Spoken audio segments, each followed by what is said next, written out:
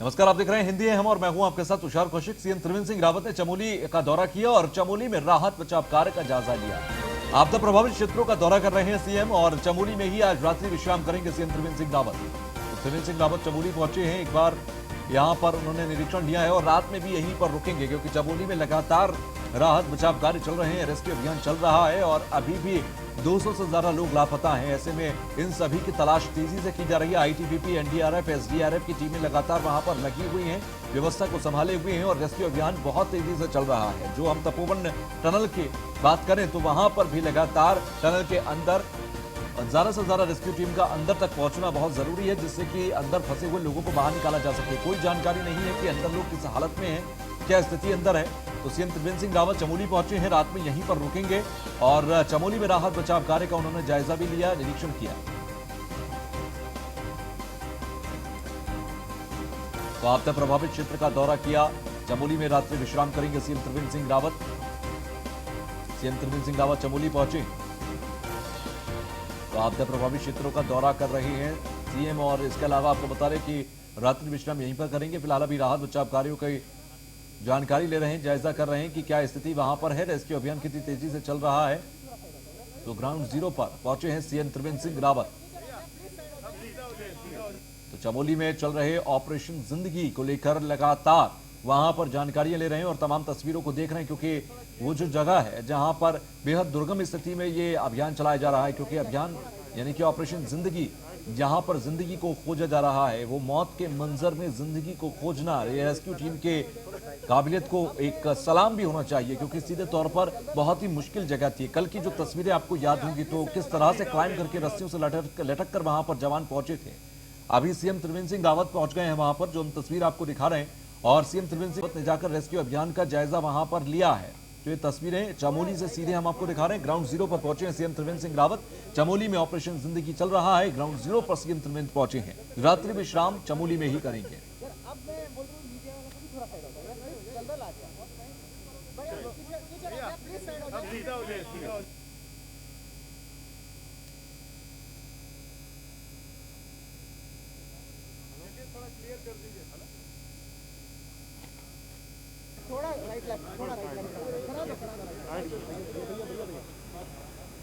चमोली में चल रहा है ऑपरेशन जिंदगी और ये तस्वीर हम आपको चमोली से ही दिखा रहे हैं, जहां पर सीएम त्रिवेंद्र सिंह रावत पहुंचे हुए हैं और वहां पर अभी तमाम रेस्क्यू ऑपरेशंस की जानकारी ले रहे हैं सीएम त्रिवेंद्र।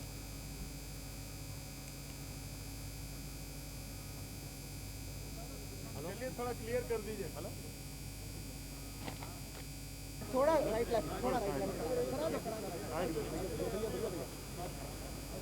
तो चमोली में यह ऑपरेशन जिंदगी चल रही है। आपको बता रहे कि रेस्क्यू अभियान लगातार चल रहा है। सीएम त्रिवेंद्र सिंह रावत पहुंचे हुए हैं।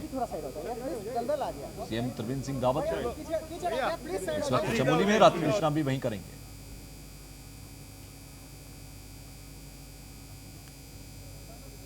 थोड़ा क्लियर कर दीजिए। हेलो, थोड़ा राइट थोड़ा 50 मीटर अभी टी पॉइंट तक पहुंचने में ये अनुमान लगाया जा रहा है कि 2.5-3 घंटे। तो हम वो बयान भी आपको सुनवाने की कोशिश करेंगे जो सीएम त्रिवेंद्र सिंह रावत ने वहां पर दिया पहुंचने के बाद, और राहत बचाव कार्यों का जायजा भी उन्होंने लिया है।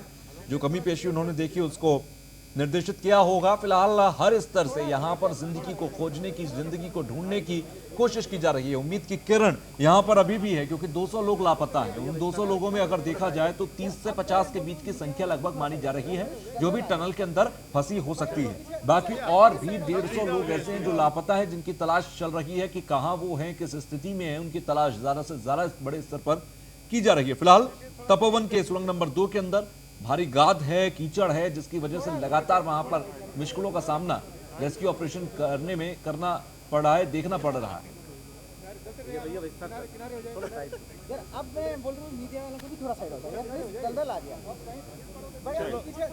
प्लीज साइड हो जाए। चमोली पहुंचे हैं त्रिवेंद्र सिंह रावत और कल जिस तरह से ये पूरी आपदा, ये पूरा मंजर, खौफ का मंजर देखने को मिला, उसमें एक शख्स की वो तस्वीर भी सामने आई थी जिसमें उसकी जिंदगी बची। तो किस तरह से वो खुश हुआ, किस तरह से झूम उठा, उस दौरान की तस्वीर भी हमने आपको दिखाई थी। कल से लगातार न्यूज़ वन इंडिया हर एक तस्वीर आप तक पहुंचा रहा है। हमारी टीम वहां पर मौजूद है, हमारे सहयोगी वहां पर मौजूद हैं, जो लगातार वहां से हर एक तस्वीर, हर एक जानकारी आप तक पहुंचा रही है। और यकीन मानिए बहुत मुश्किल दौर है, उस जगह पर पहुंचना बहुत मुश्किल है, उस टनल तक पहुंचना बहुत मुश्किल था जिस दौरान ये तमाम एनडीआरएफ, एसडीआरएफ की टीमें वहां पर पहुंची, आईटीबीपी की टीम वहां पर पहुंची। बहुत ही मुश्किल हालात वहां पर थे, लेकिन तत्परता दिखाते हुए जरा भी देरी नहीं की गई और जितनी जल्दी हो सकता था वहां पर टीमें पहुंची, रेस्क्यू करना शुरू किया। कई लोगों की जिंदगी बचाई भी गई। मीडिया वालों को भी थोड़ा साइड हो जाए यार, प्लीज दलदल आ गया भाई, पीछे यार प्लीज साइड हो जाए।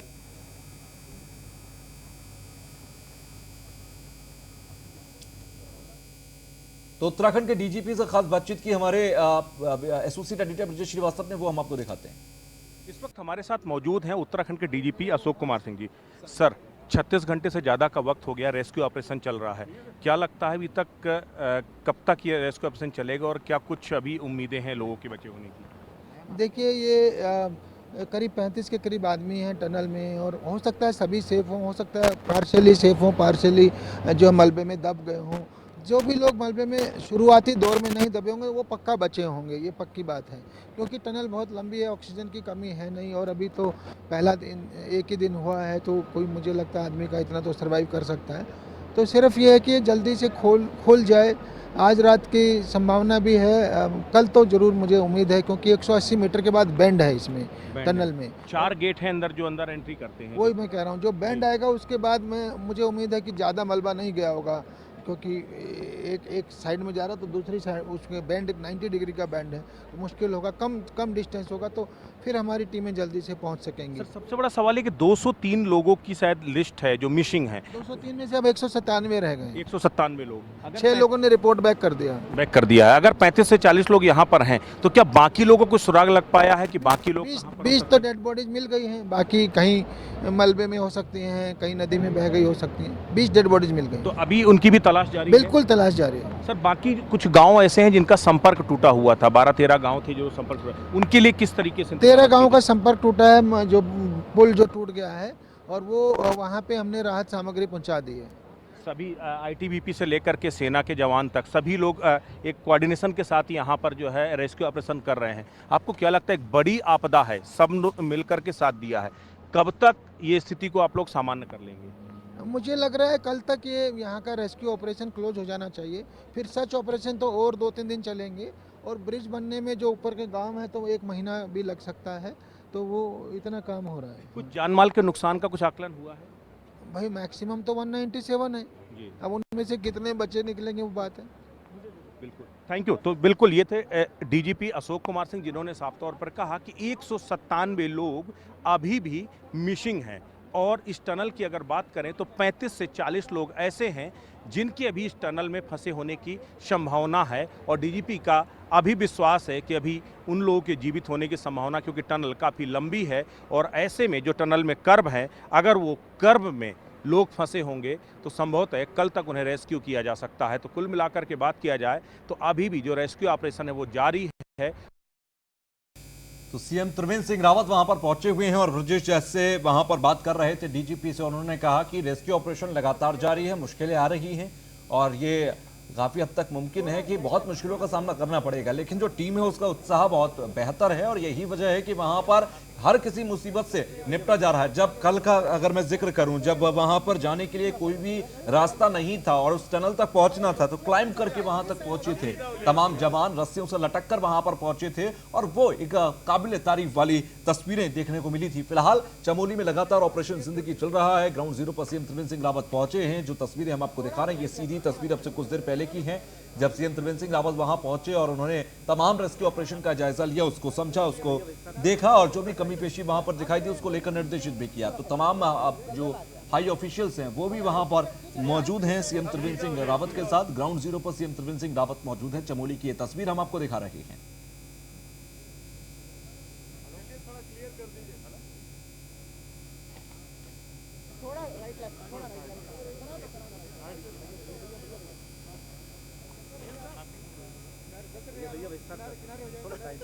अब मैं बोल रहा हूँ मीडिया वालों को भी थोड़ा साइड हो जाए यार, दलदल आ गया भाई, पीछे प्लीज साइड हो जाए।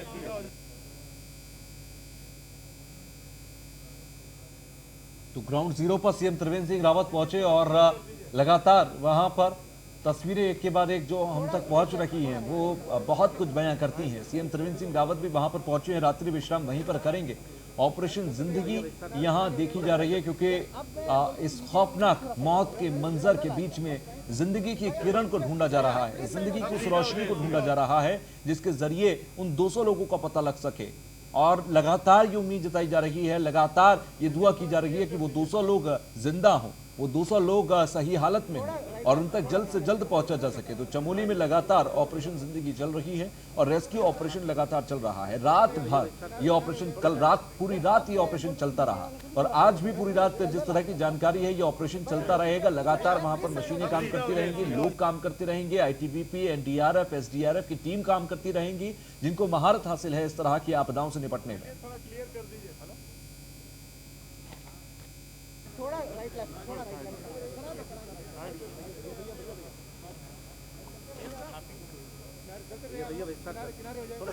तो चमोली में ही आज रात विश्राम करेंगे सीएम त्रिवेंद्र सिंह रावत। राहत बचाव कार्य का जायजा लेने पहुंचे हैं, जो अभी तस्वीरें हम आपको दिखा रहे हैं। सीएम त्रिवेंद्र सिंह रावत पहुंचे हुए हैं।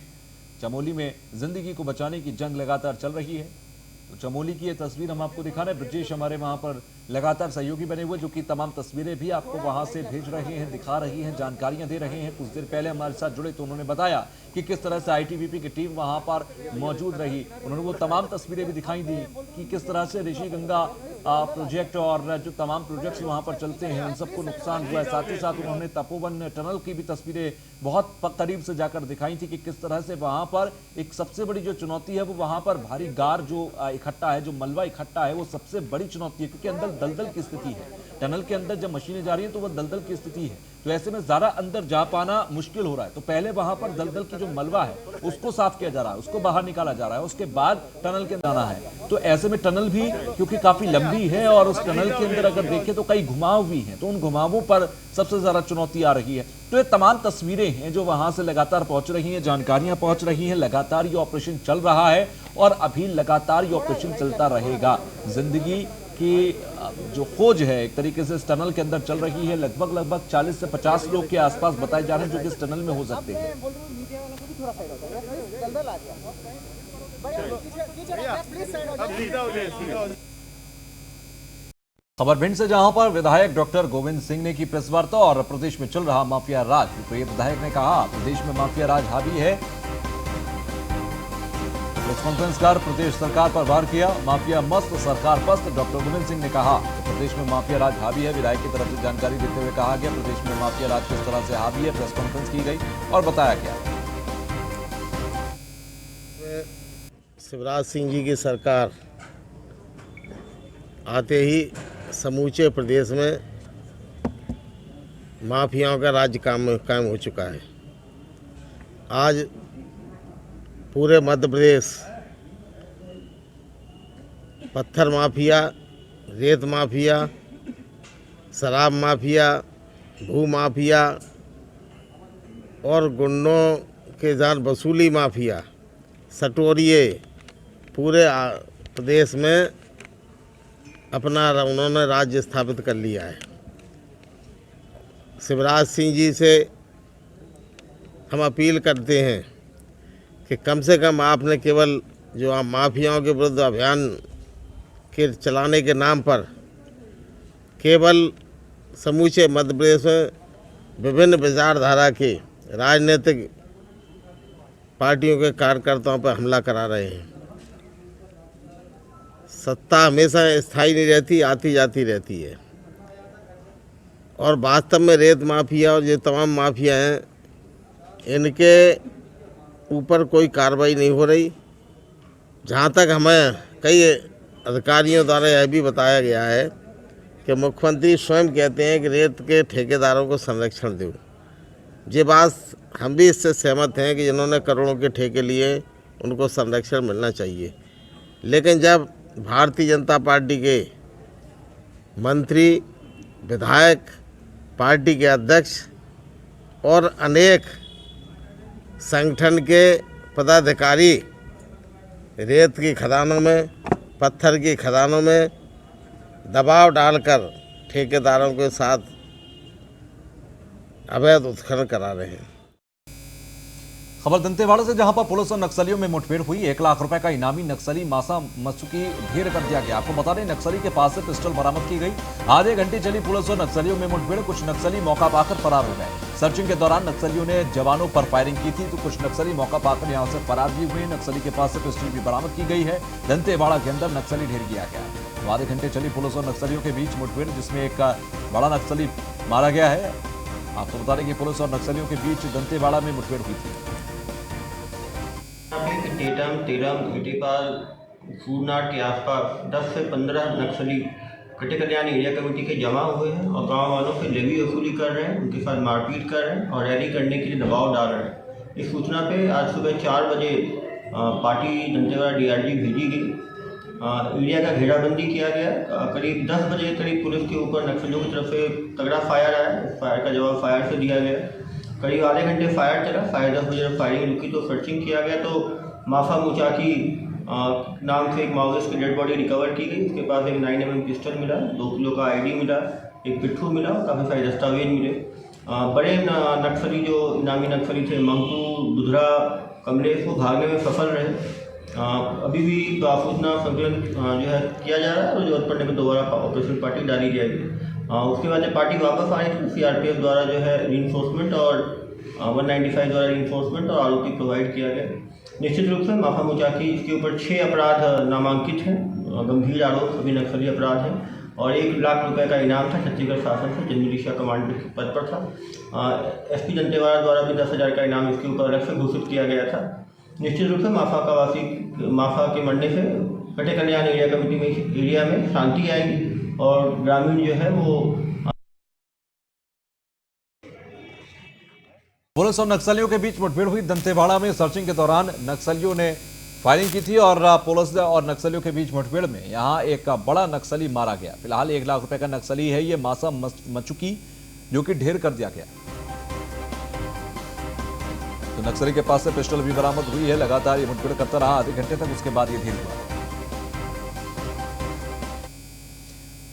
खबर महासमुंद से, जहां पर ग्रामीणों ने चक्का जाम कर दिया और पुलिस प्रशासन के खिलाफ विरोध जताया। शराब के अवैध बिक्री को लेकर रोष जताया गया। पुलिस पर शराब माफियाओं से मिली भगत का आरोप लगा।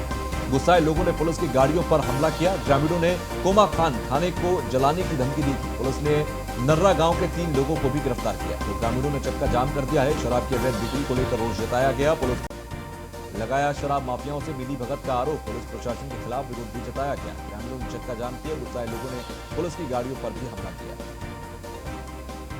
ग्रामीणों ने कोमा खान थाने को जलाने की धमकी दी थी।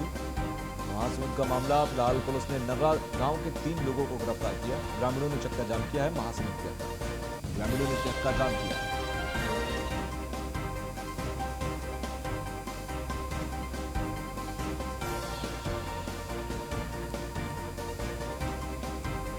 तो पुलिस प्रशासन के खिलाफ विरोध भी जताया गया। ग्रामीणों ने चक्का जाम किया। महासमुंद में गुस्साए लोगों को पुलिस ने गाड़ियों पर हमला किया। इस सब गांव वाले की तरफ से अनुरोध करते हैं कि यहाँ से जितने निर्दोष लड़कों को अभी अरेस्ट करके जेल भेजा गया है, उसको तुरंत पूरा धारा हटा करके उनको तुरंत छोड़ा जाए और उनके पीछे जो पुलिस षड्यंत्रकारी ढंग से उनके खिलाफ रिपोर्ट बनाए हैं, उन पुलिस वालों के ऊपर सख्त से कार्यवाही की जाए। इन बच्चों को तुरंत अभी रिहा किया जाए। 24 घंटे के अंदर अगर रिहा नहीं होगा तो इसके जिम्मेदारी थाने में जो कुछ भी होगा उसकी जिम्मेदारी वो लोग होंगे। आगे की रणनीति क्या है? राजनीतिक की रणनीति है कि कोमा खान को हम लोग जाकर घेरेंगे और जलाएंगे गाँव। तो छत्तीसगढ़ के धमतरी के अंदर पान की दुकान चलाने वाले धर्मू साहू पुराने सिक्कों और रुपयों का संग्रह करने के लिए शौकीन है। आपको बता दें कि धर्मू साहू ने मुगल और अंग्रेजों के जमाने के सिक्कों का संग्रहण कर रखा है। साथ ही इनके पास विदेशी करेंसी भी है। धर्मू बताते हैं कि 1983 से सिक्कों का कलेक्शन वो कर रहे हैं। करीब होंगे 15 वो 20-35 साल से 35 साल। आपकी उम्र कते करीब जब चालू करा कलेक्शन? 15 साल। आज कते का हो गया? 54 साल। 54 साल के? 54 पूरा हो गया, 55 वाला। ये सब विदेश के सिक्का कहाँ से मिल गए? यही सब आदमी धोखा से थे, मैं जान सुन के रखूँ ऐसे रखते रहे। जान सुन के रखा मतलब मोर शौक रही है जी, अब जान सुन रख के रखे के मतलब मैं पैसा देखो महाराज देखो। और का कलेक्शन के शौक? अब जो भी है बस ये नोट और सिक्का। नोट है, सिक्का है। तो ये मतलब सहेज के रखो तो एक उद्देश्य हो कुछ तो नया पीढ़ी के बच्चों में आना वाना। हाँ, तो ये सब दिखाए पर रखे हैं। धमतरी से खबर, जहां पर कोतवाली पुलिस की सराहनीय पहल, कोतवाली थाने में बनाया गया संवेदना कक्ष और संवेदना कक्ष में होंगी केवल महिला पुलिसकर्मी। कक्ष में महिलाओं और बच्चों की समस्याओं को सुना जाएगा। संवेदना कक्ष के अंदर शिकायतकर्ता को बेहतर माहौल मिलेगा। पुलिस थानों में आए दिन महिलाओं और बच्चों से जुड़ी कई अपराध सामने आते हैं। वहीं पुरुष पुलिसकर्मी और आसपास मौजूद लोगों के कारण महिलाएं बच्चे अपनी समस्या खुलकर नहीं बता पाते। इसको देखते हुए धमतरी के कोतवाली थाने में एक संवेदना कक्ष बनाया जा रहा है, जहां सिर्फ महिला पुलिसकर्मी रहेंगे जो समस्याओं को सुनेंगे, जिससे थाने में आने वाली महिलाओं और बच्चों को बेहतर माहौल मिलेगा।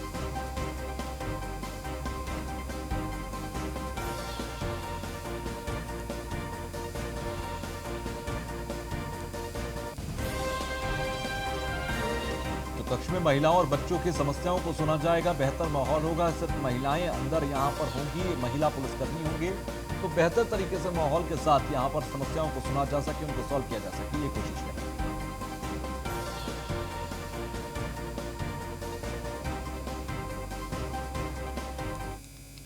तो बस्तर में चलाए जा रहे नक्सल विरोधी अभियान के तहत बीजापुर जिले के तरेम के अंदर जंगल में नक्सलियों द्वारा लगाए बम की चपेट में सीआरपीएफ के जवान मोहन सिंह नग शहीद हो गए थे। बस्तर आईजी सुंदरराज, पुलिस अधीक्षक दीपक झा और सीआरपीएफ के आला अधिकारी सहित कई नेताओं ने जवान को नम आंखों से श्रद्धांजलि अर्पित की।